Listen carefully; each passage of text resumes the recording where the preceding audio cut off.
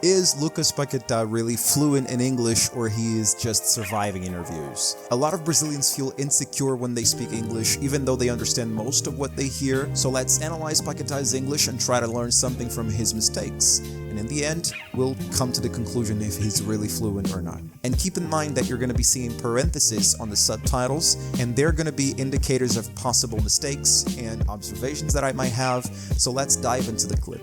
Lucas, we could see the reaction of you, how much that meant for you.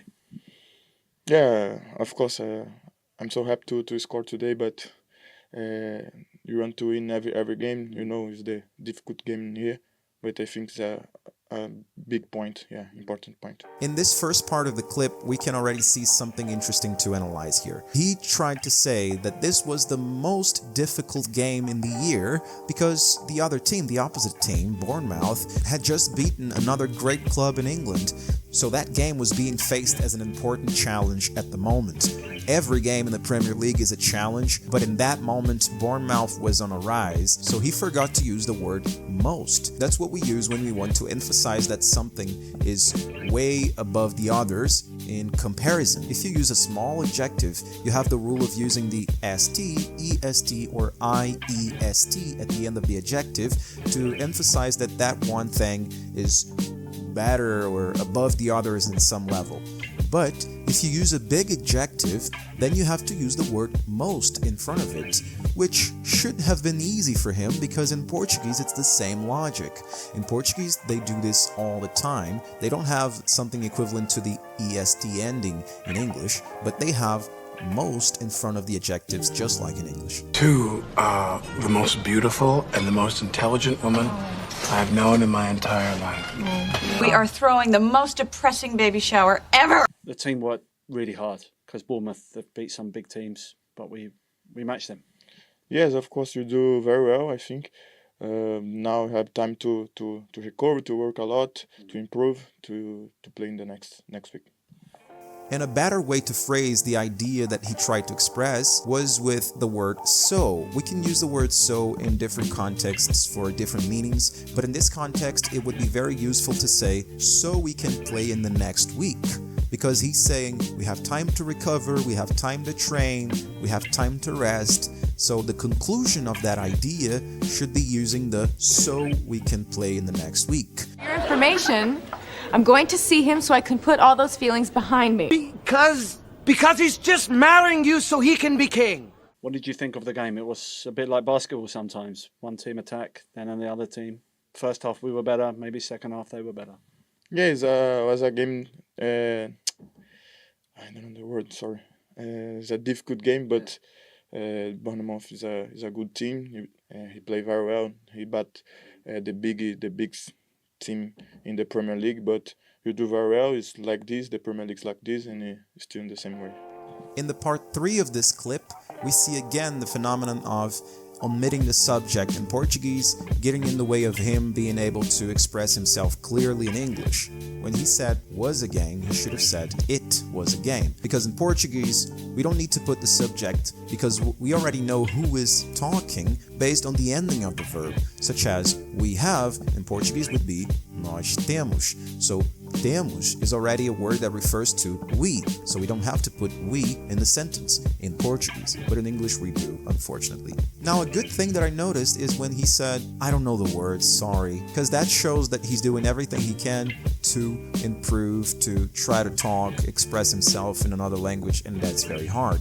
He already played in different countries in Europe. He had to learn other languages such as Italian, French, so English is a fourth language for him, so we have to give him that. Again, he tried to talk about the club, the opposite team, but he said he play instead of saying they play, which is the correct form of saying, referring to another club, a group of people that we're not part of. He played very well. An interesting expression here to observe is the word beat, being used to refer to the club who won against another club. The main item was that the Luftwaffe soccer team beat the Kriegsmarine by 3-2. We beat them every time. For you, with the penalty, you had a long time to wait, to think. They scuffed the spot, but you're always so cool from the spot. Yeah, I tried to concentrate my shoot, and when I have the ball, I look the goalkeeper and I try to score. And today I score and I'm so happy.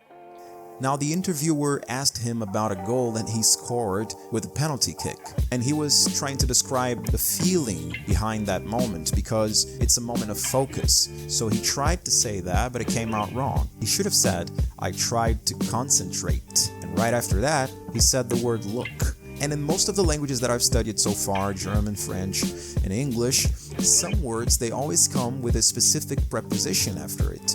Of course, that can change, so let's try to understand that with the word look. When you use the word look, you're looking at something.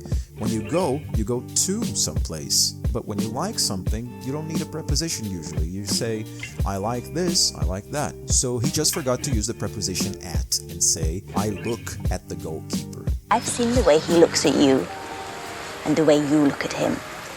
And at the end of this part, he said, today I scored and I'm happy. So he forgot the D at the end. When we want to put a sentence in the past, we need to put the ED at the end. And today I score and I'm so happy. And the celebration with the badge, with the fans, and then with the coach. So you're showing your support for everybody.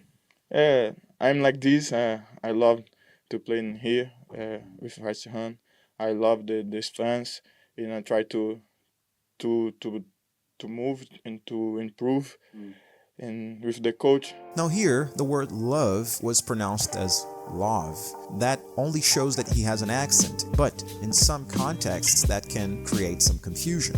But in this context, you have to apply the rule of the magic E. The E at the end of some words is not pronounced, and the vowel before the letter E is pronounced in its natural sound. Let's remember that the natural sounds of the vowels are A, E, I, O, U. So, for example, we have the phenomenon of the magic E in words such as pike, robe, and bake. And in the end of this clip, the mistake was that he should have said that he loves to play for West Ham, not with West Ham. I'm like this. I love to play in here with West Ham. Thank you. And for you, obviously, you want to be in the team, you want to play. We see on Instagram how much you love your football, nearly as much as you love your family. But you just want to play on Saturday, and again Boxing Day, and again Liverpool, and again, make everybody happy every week. Yes, for me, it's very, very important to play. I like to play every day, every week. And yeah, I'm happy. I try to improve and focus on the next game. Now in this last part of the clip, he says hap when he should have said happy.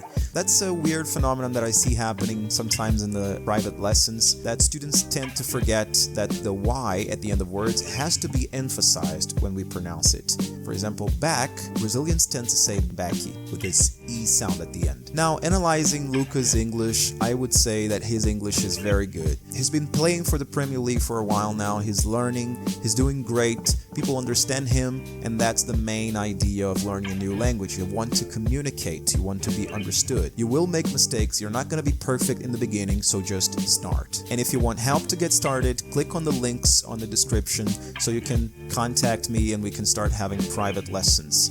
Let me know your opinion about his English on the comments, any suggestions for the next video, I will be reading everything. And that's it for this video. The link of the original video will be in the description.